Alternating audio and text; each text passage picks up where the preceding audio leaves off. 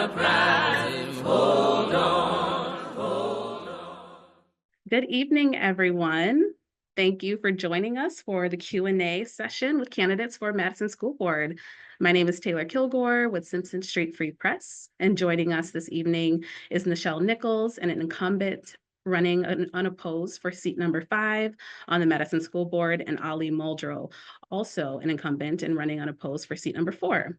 Also joining us this evening are Martha Siravo and Bret Wagner, who are running for seat number 3. My name is Scott Girard, and I'm a former education reporter for the Capital Times. Asking questions of the candidates this evening are 3 local journalists. Kirsten Adshead is the assistant city editor at the Wisconsin State Journal. Kayla Huynh covers the education beat for the Capital Times. And Sandy Flores Ruiz is a writer, teacher, and editor at Simpson Street Free Press. So our format is simple. Journalists pose questions to candidates. Each candidate will have 1 minute to respond. Leila Fletcher from Simpson Street Free Press is our timekeeper, and she will hold up a yellow card when you have 10 seconds left, and then she'll chime in when your time is up. Scott and I will moderate, and if a candidate wants to expand on a particular question or answer, moderators will grant a 30-second extension for you. Likewise, our panel of journalists and moderators can ask brief follow-up questions when appropriate. Candidates will also be allotted 2 minutes for a closing statement. Leila Fletcher, as mentioned before, will be our timekeeper, and she'll also help with some follow-up questions at times. So, our first question is from Kayla Huynh of the Capital Times. Thanks, Scott. My question has to do with policing in schools. In Verona, the school board recently approved returning a resource officer to the city's high school, and state lawmakers also want to require some school districts to place police in schools. So given the ongoing discussions around gun violence and school safety, what is your position on the presence of police officers in schools? Martha, if you could go first on this question. Yeah, thank you. That's a hot question in Madison too, considering everything that's been going on. I'm very much against returning SROs into the schools. I watched when they were removed back in 2020. That was very contentious. And I think there's a time and place for them, but I'm very much more on board with having really present and active community leaders in our schools that are more promoting a more positive environment. I want our students to feel that they can be open with each other and with their teachers, and that we're trying to be more communicative amongst each other for our own self-awareness and just being aware of what our peers are going through around us, and staff too, because it's, I mean, for real, when everything was happening earlier or late last year, the staff were equally as concerned as students were. And I've seen how people with disabilities also get, there's things that happen when police get involved, and I think we're better off doing that on our own and being more proactive. Thank you. Bret, if you could go next. Yeah, thanks. So I'm running for seat 3 as a Madison dad on a mission for our kids to make sure every student reads at grade level. That's every single one. 50% of our Madison students are reading below grade level. That includes 75% of Latino students and 90% of African-American students. And the reason why I'm bringing this up, student behavior and school safety are directly connected. I am in favor of not having SROs in the classrooms, in the schools.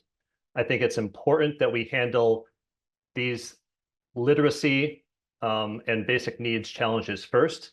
So a comprehensive approach would be around universal breakfast, making sure hungry students are fed before they get into the classroom, early intervention for reading struggles before behavior issues develop, and of course, mental health support integrated with academic intervention. Thank you, Bret. Ali?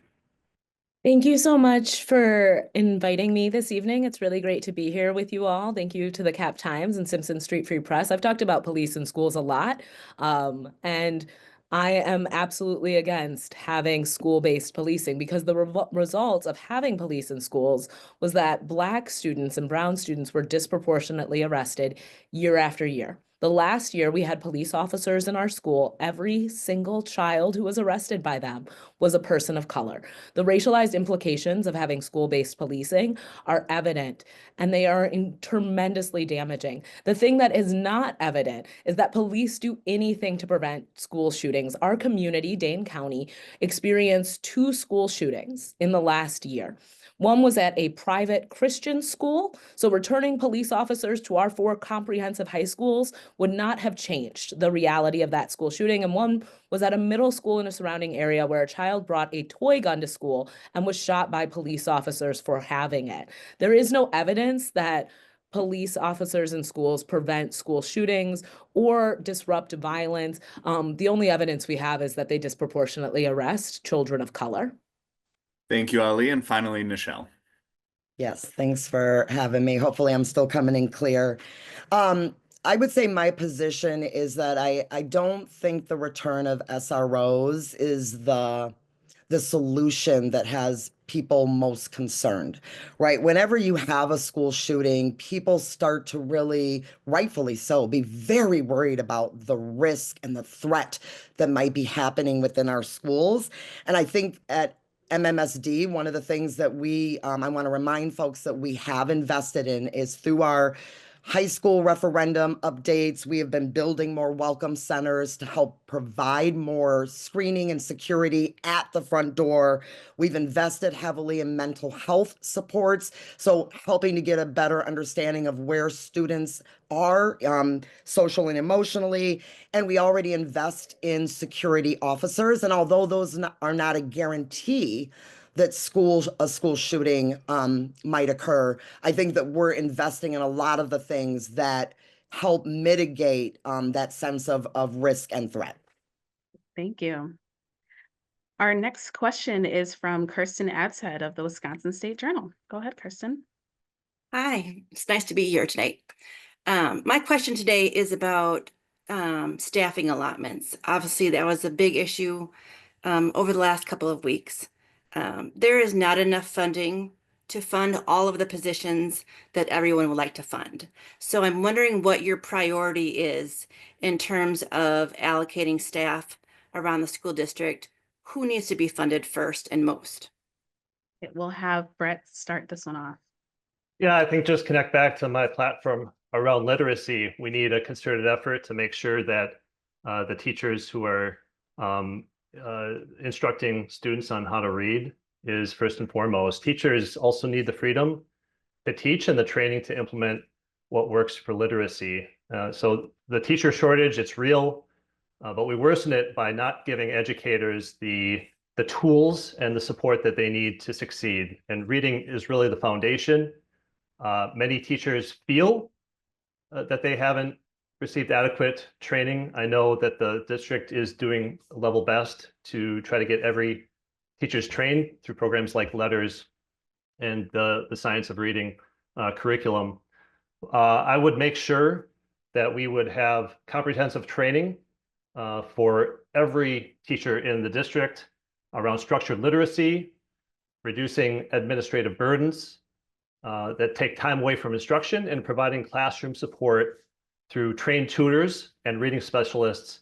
And so I think we need to be investing there first and foremost in the district.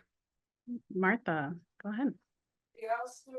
Thank you. This question hits me hard every day because my daughter's in special education. There's never enough special education teachers in our schools, let alone our ability to have ones that are prepared and appropriate to be in the classroom at the same time. I get really frustrated after the third Friday when you have schools asking for more staff in certain positions and we can't fulfill those right away, or they're told that they're fully staffed when I really want us to be on the same page as our teachers, and the schools are requesting those extra staff persons there, and we are underfunded. I think part of our what we should go for is to look at UDL, which is Universal Design for Learning, so that more of our teachers can have better tools in their toolkits in order to be more comprehensive with more students in the classrooms. But that's not the solution. We actually need to make sure that that budget issue that we currently have is actually getting fixed. So we need to be making sure that we're advocating higher above the district in order to try to solve that bigger funding issue together so that we can more appropriately give our schools what they need. Thank you. Nichelle? Yeah, this is a big one. If you were watching our board meeting just this past Monday and following some of the conversation that's been happening over the last couple of weeks, you'll know that staffing allocation is it's a complex way of trying to make sure that every classroom has staff and that there's stability. And so the one thing I will say is that the board has a class size policy. We have really tried to prioritize our class size policy. We've made certain investments at the K-1 level. And then you find out that students matriculate through our district, right? Like they change grades, they move schools. We just heard Monday night that the class of 2025 is a really big graduating class, and the incoming ninth graders next year is smaller. And so there are all these shifts with where our students are. And I would say that I would like to prioritize that we still have our class sizes at a reasonable size, and that we're One making minute. Would you like and an we're making extension? adjustments as we need to, based on where our students are going. Ali?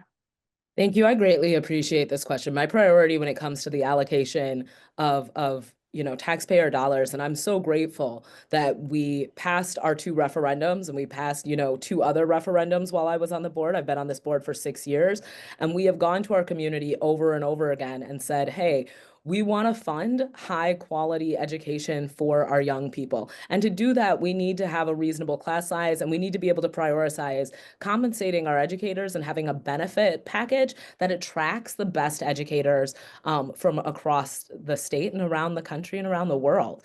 I think, I live with a bilingual resource educator. I think cross-categorical educators are really important to our ability to do this work and deliver services with integrity.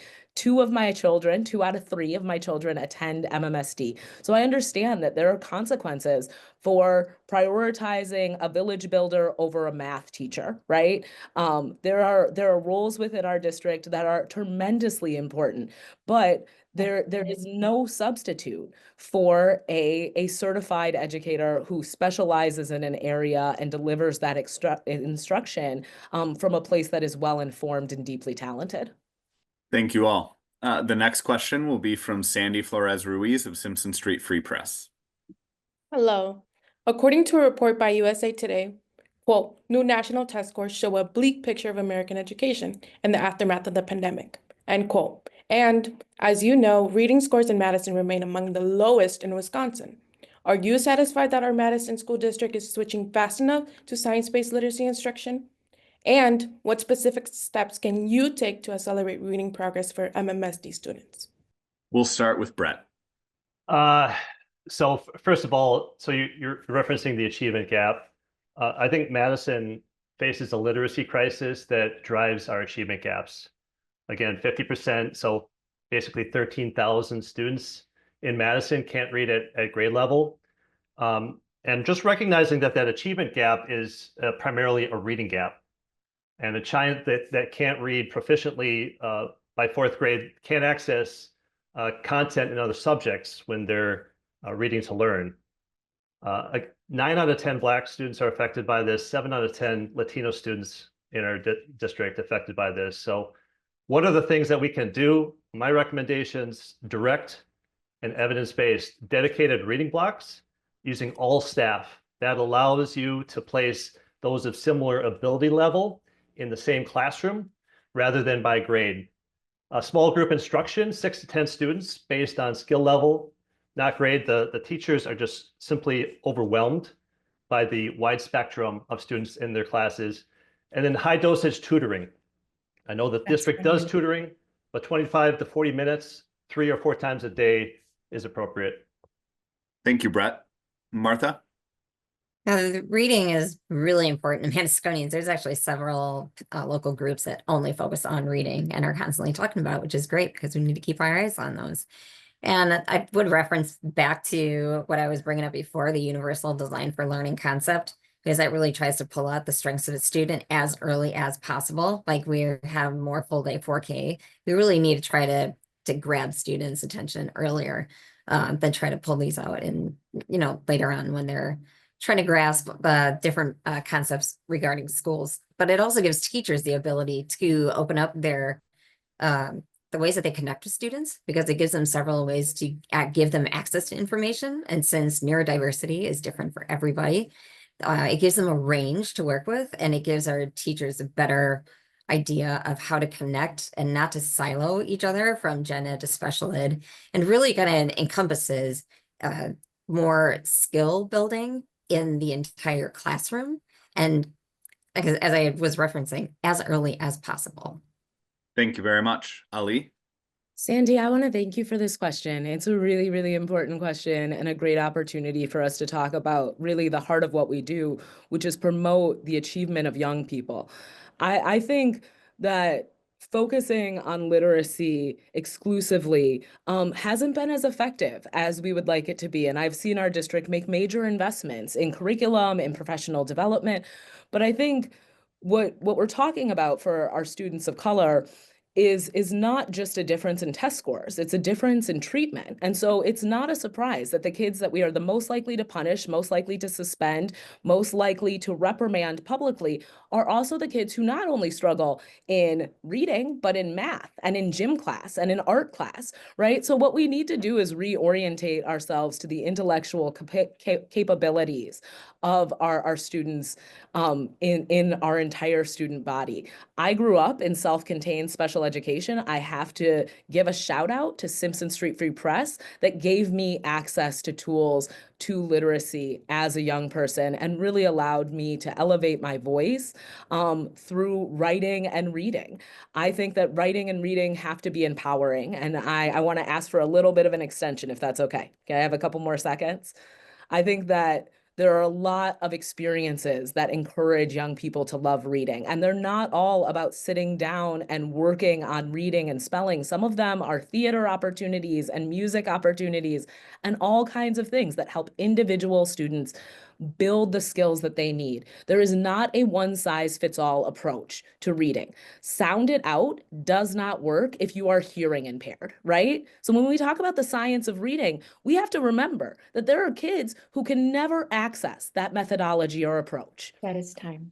I'm sorry. Thank you, Ali. And finally, Nichelle. Yes, thanks, Sandy, for this question. It is still bleak. And no, I'm not satisfied. At the end of the day, what I've seen just being on the board, like there have been big investments in the science of reading, new curriculum. We have school teachers using more diagnostics and formative assessments, and it seems like we should have all of the tools in place. And yet we can see that we still don't have the traction yet that I think we want to see in our reading proficiency, and that would be true for math as well. And so I think that we have to continue to get clear about what are the barriers that are happening out in our classrooms. What do students and their families need to feel like they can access the curriculum, to have that joy for reading? And what do our staff need to use all of the curriculum and the tools that we've invested in? Because I think we're up to good work, but we haven't quite seen the results of it yet. Yeah, thanks, everyone. So that is our first round of questions. We'll get into our second round. So we'll start back up with Kayla Huynh with the I Capital actually Times. have a quick follow-up. I'm so sorry. So sorry. Yes, go ahead, Leila. I have a quick follow-up for Ali, actually. I just would like to clarify, do you personally support the reading reforms that are outlined in Act 20? I do. Do you want to elaborate at all, Ali? No, that's okay. I think that the steps we've taken to align with Act 20 is work that the district was doing before that act was passed. was passed. And I think that we need to be doing more. And so I think that in some ways, Act 20 is kind of a bare minimum. I do think that we need to have a more inclusive approach to literacy and a more expansive relationship to literacy than Act 20 provides. But I do agree with embracing the science of reading and the investments that I've voted for as a board member. I just think we've got a lot more work to do. Can I add to that? I agree wholeheartedly with everything Ali said there. The Act 20 requires science-based reading instruction, but implementation matters. And we need, faithful adherence, fidelity to leading practices, not just compliance. So I'd ask the district to go even deeper and to really focus on some of these things that we know works. They're science-backed, like the restructuring reading time, establishing a more comprehensive tutoring system, and really recruiting an army of tutors into the students to catch up those that, we're stuck in the balanced literacy model of years past that might be at that 8th grade level, 9th grade level, and are still struggling with literacy. But those are great points that Ali made. Can I add on as well? Sure, go ahead, Martha. Yeah. I'm only adding on because my daughter's actually in the pool of students. I probably will never read at grade level, but she definitely makes her own progress. So I go over reading skills with her teachers all the time. And she learns both with the old way that we used to do reading, where it's more memorization based, and the new way of decoding, because for her, she has a strong memory. So I'm always looking at the side of like, what are our other readers there on? And that progress is progress. And for some students, it's much harder, but we're that much more joyful, when they get it there. But there's just such a vast array of neurodivergent students in our district, and it's up to us to meet them. Thank you. This is a great discussion. Obviously, reading is very important to us at Simpson Street Free Press, and it's important for us to talk about now more than ever. So thank you for that. So our next question will be from Kayla Huynh from the Capital Times. You can go ahead. Thank you. So Superintendent Gothard has said that the district will need to make some reductions in order to balance its budget and rely less on one-time funds. Considering those financial constraints, which programs or services would you consider cutting first, potentially? We can start with Martha on this one. Well, this is a fun question. Thank you, Kayla. Let's start me off as someone who's still has yet to analyze the entire budget. That's hard, because I don't even know if I have like a straight answer for that, because I think that takes a lot. That's where I think the communication comes in to play, and talking with all of the different people that are involved in our schools, like making sure that MTI communication is top notch, the AFSME, all the, everyone else that we have in our schools, because everyone has needs and we have people in place, and what makes up our classrooms are our teachers. Like, where do you go from there? And I think really until one has the full ability to start analyzing where funds are going, and I've been watching the board make hard decisions for years, I would say that straight up, I don't think I know exactly which ones would need to necessarily go, because I think there's been a lot of hard work that we've been doing for a long time to make sure that we're actually utilizing funds really appropriately, especially with all the discussions. And I was part of a lot of the committees that talked about what was the referendum going to focus on. So I know there's been a lot of hard discussions behind the scenes. So, Bret. Yeah, our budget really needs to reflect what we know works, what science tells us works and delivers a return on investment. And that is early literacy instruction. If you can get them at pre-K, kindergarten, first grade, second grade, it makes a big difference. And I know that MMSD, like Dr. Gothard has been saying, faces tough budget choices, but we have to prioritize what works. Research shows that $1 invested in early literacy intervention, it saves $5 to $7 in later remediation costs. That's savings that you can redeploy to other programs, yet we're still funding programs without clear literacy outcomes or clear outcomes in general. And so I'll advocate and continue to push for evidence-based reading programs with rigorous evaluation requirements, shifting resources from initiatives that lack accountability or measurable literacy results, and more resources supporting high dosage tutors. Nichelle. Yeah, I think that my time on the board, I've always, and I think my colleagues, we've always tried to prioritize like keeping as much of the resources out at schools that are directly benefiting our students and making sure that our staff have what they need has been the priority. So given that, it becomes hard to think about what you would cut.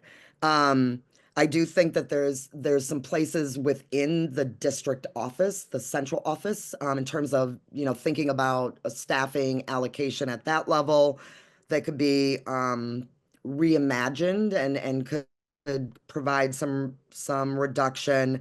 And there's probably some non-personnel related expenses that could also be evaluated for some budget reductions. But I think the priority is to try to keep our classrooms staffed and our as many programs still operating as possible. So the choices to reduce have to come from somewhere else. Ali. I think there's more than one way to think about how the district spends resources. And so one of the major investments we could make that has a long-term cost savings benefit is sustainable energy and renewable energy. And so those investments allow for the district to save millions of dollars, our investment in LED lights. The other thing I think, if we're talking specifically about cutting and inefficiencies within the budget, is really looking at our use of screen time, right? Especially in early childhood. We really benefited from having one-to-one technology during the pandemic. However, I actually think we've embraced that to too far an extent, that it's not serving our early learners in the ways that we want them to be served. And I would rather replace that with something that's far more cost-effective, like story time or play-based learning in the outdoors. This district is rich in acreage. It's very different than other major metropolitan areas in that way. There's a lot of things that we can take advantage of to create cost savings.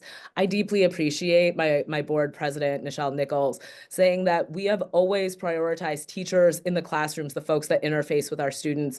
And so looking at our administration for our first cuts and making sure we're not too top heavy is really important. The budget is done collaboratively. This is work that we have to do together. No one board member gets anything done. So I want to give a shout out to Martha for understanding that this is a collaborative process. Thank you all so much. The next question is from Kirsten from the State Journal. Hi. My question is regarding test scores, and particularly the racial gaps, achievement gaps that are persisting. We've seen that for years upon years and years, and the school board and administration are aware of that and have tried to address it. But so far, those gaps are continuing. I'm wondering why you think the school district has not been able to close those gaps, and what's the one thing you would like to do that you think would make the biggest difference in closing those gaps going forward? We will start with Martha again. Yeah, thank you for that question. That's kind of the heart of, what are our students getting out of their education? Or how are they staying connected? I think the bigger question is, how are they staying engaged and connected to their education? What do they find value in while they're at school? And that's just the real time. That's how they stay engaged. That's how they want to learn. That's how they figure out what they want to do later on in life. So I really think that the heart of what are these test scores doing and why are we not meeting them is how are they not being engaged while at school? And if we're not catching that early enough, then we're going to lose them really early too. And it's just going to exacerbate itself. So when we did, Bret had been on a tour too over at West High School, and we were able to talk, was able to connect with some of the people over there I haven't seen in a while. And it was like, well, what are the students doing in the classroom? How many of them are on their phones, during the middle of class? And I fully believe it's in student engagement and how are they finding value in what they're doing. But I have to recognize that there's a lot of factors that get built into that. And if we're not recognizing that the student is doing schoolwork while they're at school. We also have to recognize what's happening at home. And if there's an issue that's going on, we need to help them through it. Thank you, Martha. Bret? Yeah, so adding on to some of the earlier comments about the achievement gap, I think one of the things that really needs to be focused on besides early intervention is attendance. So addressing attendance issues immediately with same-day parent contact, creating incentive programs to improve attendance rates. As the Cherokee Heights PFO president, I've seen this working really well at that school, where you have strong leadership, you have teachers and students who have bought into the school culture there, and you have an attendance rate that's near 92%, which is one of the best in the district. I would identify and support struggling readers in K through 2 before they fall behind, and that prevention, like an ounce of prevention, I just think is so important. So we need to do everything we can to identify those students and then get resources to them. And then the final thing that I think has been missing is a focus on literacy as job number one. And I would encourage the district to focus on solely as the key performance indicator, the metric being student literacy rates. That's 1 minute. Thank you. Ali? This is a question that I could talk about for a very, very long time. I think that we have to talk about the achievement gap in a really nuanced way. We will never change academic data if we do not change discipline data. And you will hear discipline data referred to as behavior data. It's not. We don't have any behavior data. We have discipline data. We know who gets in trouble. We know who gets sent out. We know who gets reprimanded in class. And we know that those kids are disproportionately children of color. So the kids who are the most likely to get in trouble are the least likely to be successful in school. And if we don't change that, if we don't change our bias towards Black children, we will not see the academic outcomes that we want. And we have to have real, honest conversations. This is a process of truth and reconciliation. This is not a new phenomena. It was illegal to teach slaves how to read in the United States of America. People have thought Black people are unfit for education since the founding of this country. And what we're combating is something that has major historical implications. And so in order to combat it effectively, we need to focus broadly. The other thing I want to name is that there is an achievement gap in the area of mathematics. I'm going to ask for an extension on this one. There's an achievement gap in the area of mathematics that favors boys to this day in our district. If you go into a calculus class, the most likely person to get college credit in the area of mathematics is a white boy.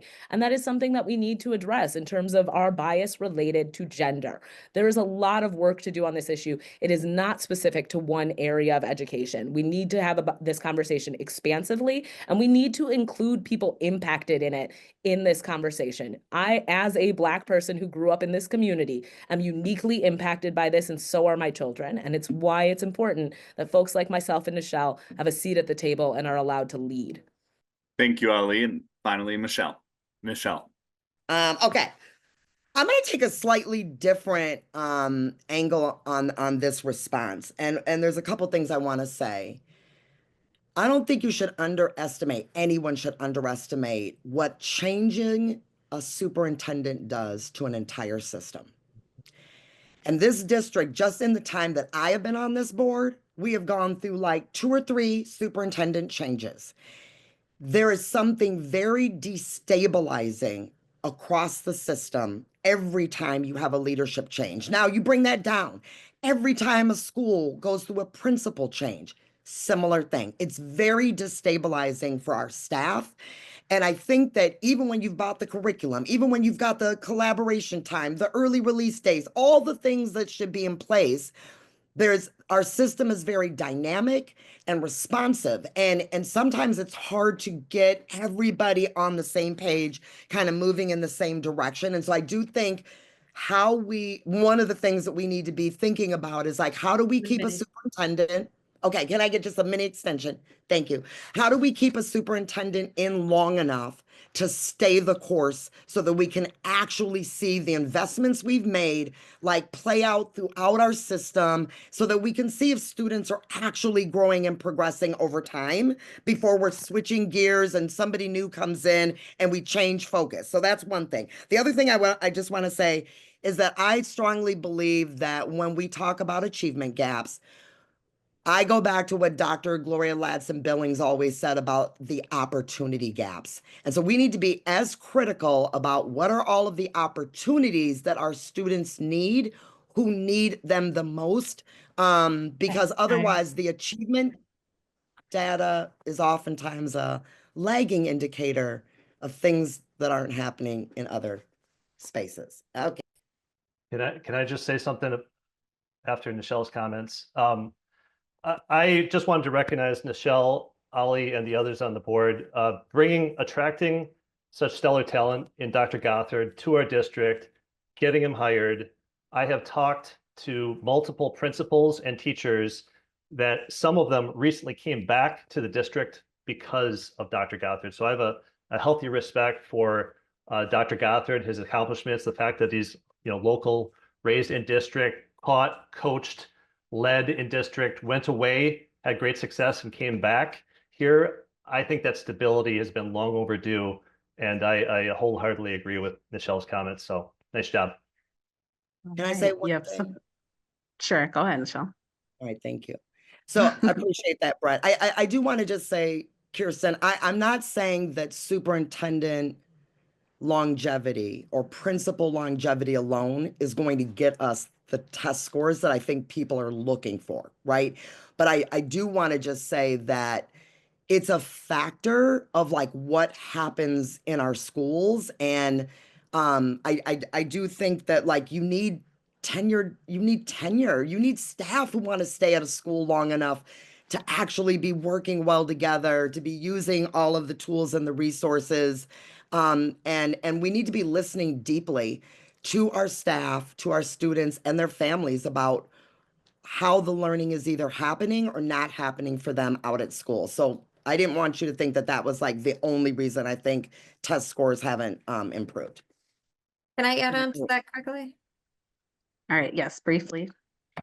So I work at the group called Mantom Moms and Disability Advocates, and I go into schools and work with parents. And to the point of leadership and that being something strong and a model is really, really important because it drives the communication, it drives the teachers to do better, and it drives everybody to expect more of each other instead of feeling like you've got like someone is holding you at bay to some degree. And when there's a great leader at a school, you see it reflected in the staff, and it's amazing when that happens.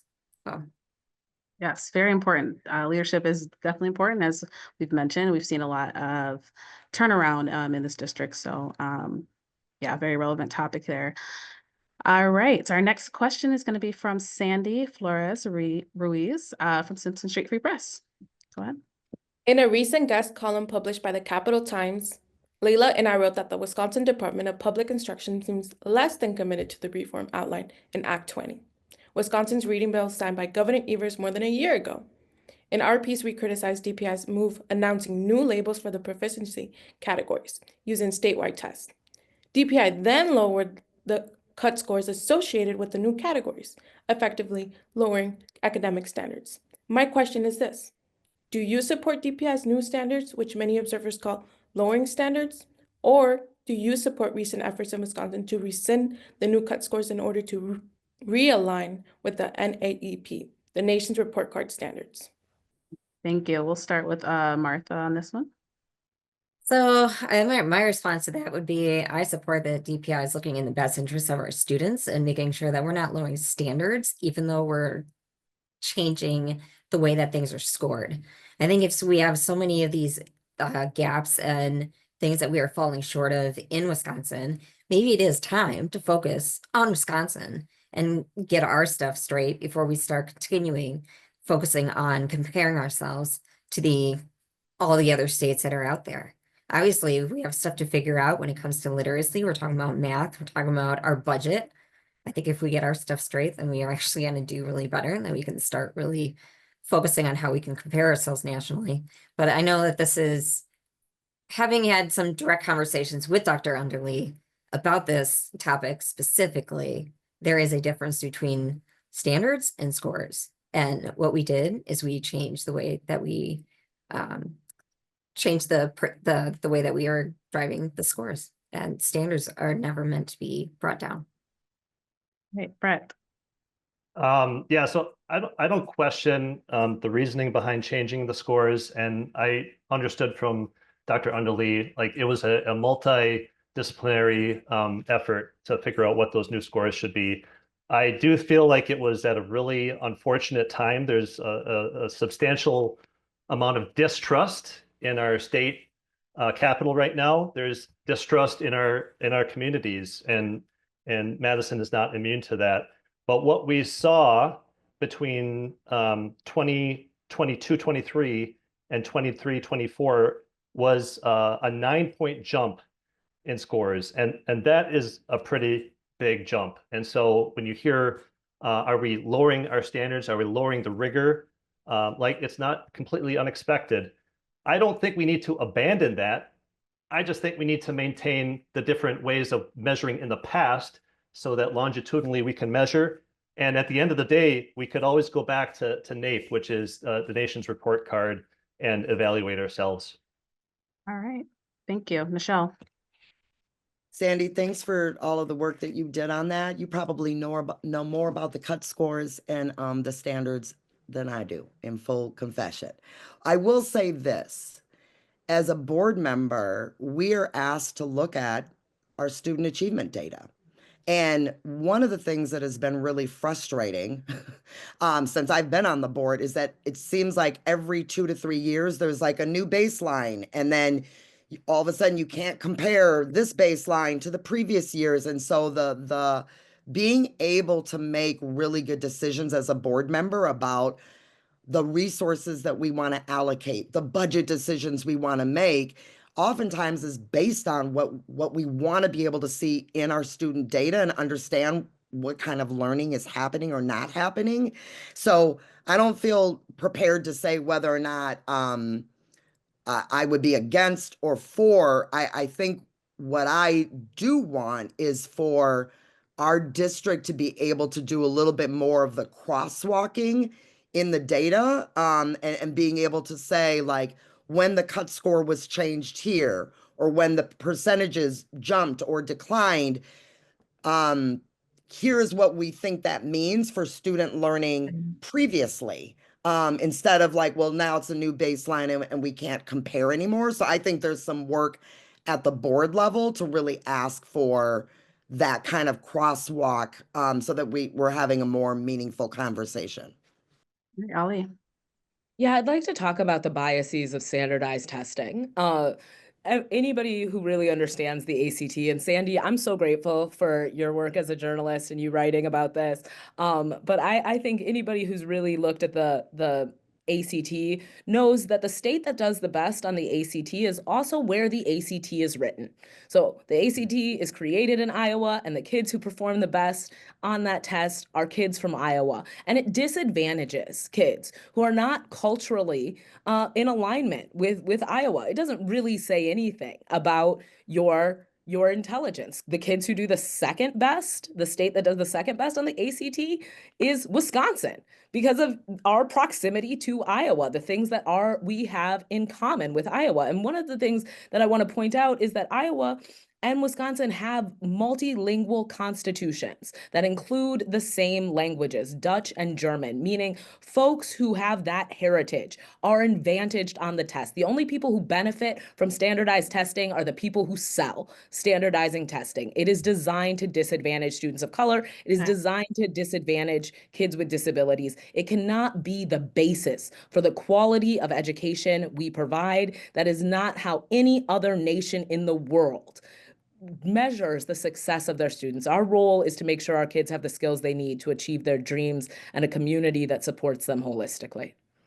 I would just add to that, I wholeheartedly agree with what Ali said. We overtest our students, and the fatal flaw with standardized testing is it is not clear the growth of the students. It is underrepresented. the students are coming to us 3 grades behind already. So of course, they're not going to catch up in one school year, although I have seen really miraculous turnarounds. But we need to get better at self-evaluating ourselves with our own scoring methods. And we need to get better at measuring that growth and then sharing that story with the public, because there is some really compelling evidence and growth happening in our district. I wanted to add on to that quick. Ollie, I'm glad you brought up the students with disabilities that can't even have access to some of those tests too, because we don't even get to capture where they're at cognitively a lot of times. It doesn't get celebrated because there's no way to offer enough support during the test, because some of them only allow you to do so much. And as a parent who opts out of most of those for those particular reasons, because we're not going to capture the true ability of what my daughter does, and we don't do them. So I appreciate you bringing those up into the conversation, and the 16% of students with disabilities in our district that may or may not be participants in there. Martha, I just want to thank you for reminding people that those test scores are not a true reflection of our entire district. I also opt out of most standardized testing for my students. All right, thank you. That ends our questions for this forum. Now each candidates will have 2 minutes for closing remarks. First, we will kick this off with Nichelle Nichols. I just want to thank you for the opportunity and the invitation to be here. As you know, I'm seeking re-election. I'm running unopposed, and I'm still, can you hear me okay? All right, and I'm still on a mission to make a difference for a community that I was born and raised in, a school district that I graduated from, and that I sent my children. And I feel like coming into this term, I really want to focus on being a really good steward as a board member of our referendum dollars. That's for the facilities and for the operating. I want to ensure that we really stay focused on student success. I feel like we've now got a superintendent who will be coming close to ending his first year, and it is time for us to get a clear vision for student success and to get some systems in place to really monitor how we're going to do that. And lastly, it is just an honor to be on this board, to do the hard work that is needed. And I thank the community for their support of our district. I want to make sure that we retain as many staff as possible, and that we keep the positive momentum that we've had in the last year or so to keep it moving forward. And I definitely feel like stability and continuity on the board is a critical ingredient to that. And so I'm really honored to be able to run again and to be able to be in a seat that brings a local lens, as well as some continuity and some institutional knowledge, so that we can keep getting after what we're here to do. And that is to educate all of our students and to support their growth, their dreams, and their aspirations. Thank you. Thank you. Ollie Muldrow. I want to start by thanking Cap Times and Simpson Street Free Press, not just for this forum, but for the opportunities you all afforded me as a young person. I got to intern at Cap Times when we were, still developing film in a black room. So not to age myself, but I've gotten to have tremendous experiences because of Cap Times and Simpson Street Free Press. And it's so important that you all make sure our community knows what's happening in our schools. I'm running for the love of learning. I'm running because I believe arts education every day allows for students to fall in love with learning and have outlets to express themselves emotionally in ways that really do have tremendous impacts on their academic success, their behavior, and their overall health and well-being. I'm running because I believe that teachers need autonomy and fair compensation. I have a proven track record of supporting sustainability in our schools, of supporting diversity diversity, equity, and inclusion throughout our district, throughout our community. I believe in welcoming schools for LGBTQ youth. And I believe that this is a time for Madison to do what we do well, embrace change, and believe in a future where all people can be successful and work together to make that possible. There is a lot of work to do. There is a lot of work that went into us getting to this moment. And there is going to be a lot of work in transforming it. And I will have spent at the end of this term 9 years of my life on this Board of Education. And I will be very, very proud to have done so, because the work that we do, if we can impact the lives of 25,000 kids, we can change the world. And so I really hope that folks get out and vote on April 1st. It is a tremendously important election. I am endorsed by our unions. I am supporting Susan Crawford for Supreme Court.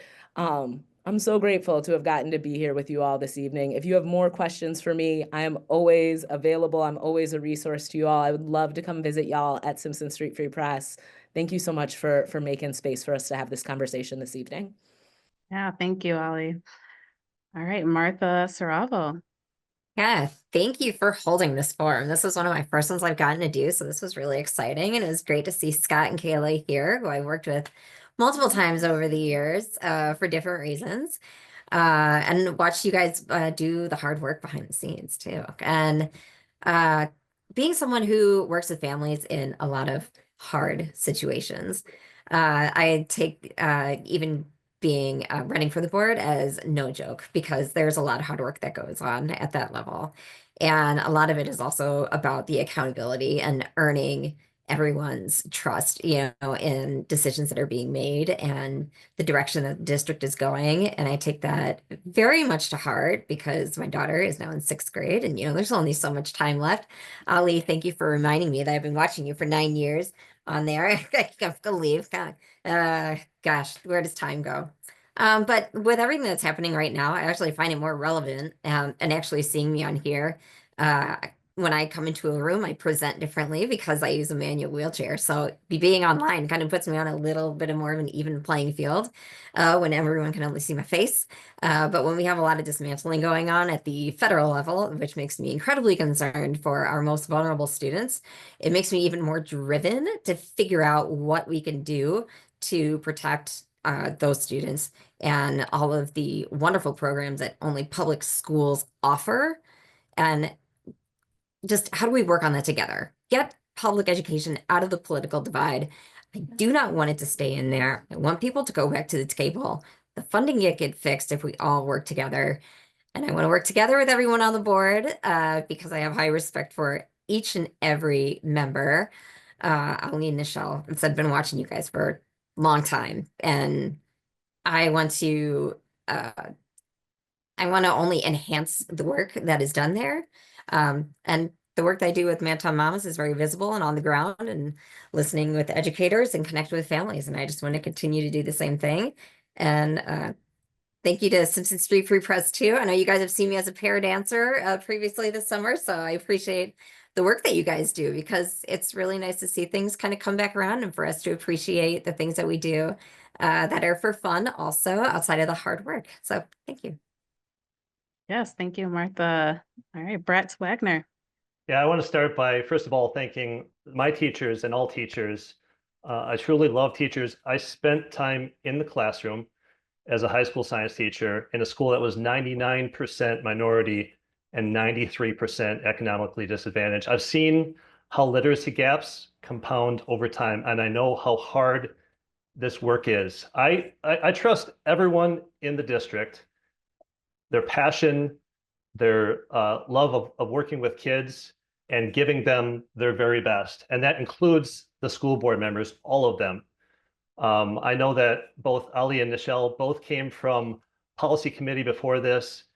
These are like the unsung heroes. This is the work that happens behind the scenes that is so important. Review a policy, establishing new policies to help our district run more effectively. As Cherokee Heights PFO president, I've witnessed what happens when school leaders focus on getting basics right. And as an engineer leading complex healthcare transformations, I know how to implement effective systems change. So my recommendations I've shared, but I'll just reiterate: specific and actionable. restructure reading time with all staff teaching reading in small groups, establish high dosage tutoring with trained community volunteers on good, sound science of literacy curriculums, implement only evidence-based reading programs with rigorous evaluation across all grade levels, create transparent accountability for reading results, and address attendance and basic needs to support learning readiness.